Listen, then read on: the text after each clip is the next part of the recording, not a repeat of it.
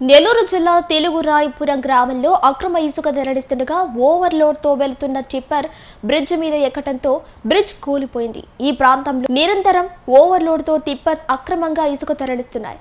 కొందరు టీడీపీ నేతలు ఇక్కడి నుంచి అక్రమ ఇసుక తరలిస్తున్నా ఈ టిప్పర్లు కలువాయి తహసీల్దార్ కార్యాలయం ఎదుట వెళ్తున్నా కనీసం పట్టించుకున్న దాఖలాలు లేవు. అధికారులు ఇటువైపు కన్నెత్తి కూడా చూడలేదని స్థానికులు ఆందోళన చెందుతున్నారు. ఇటువైపుగా వస్తున్న ఆర్టీసీ బస్సు కూడా ఇక వచ్చే అవకాశం లేదని ఆందోళన చెందుతున్నారు.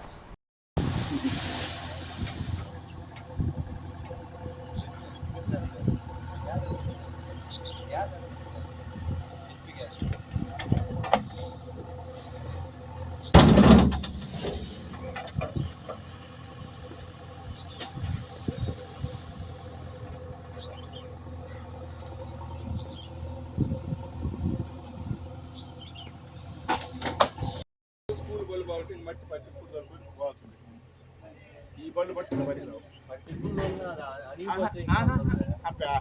అయ్యేం పూర ఉంటుంది బస్సులో ఇంకంత ఏముంటుంది అయ్యేం ఉండదు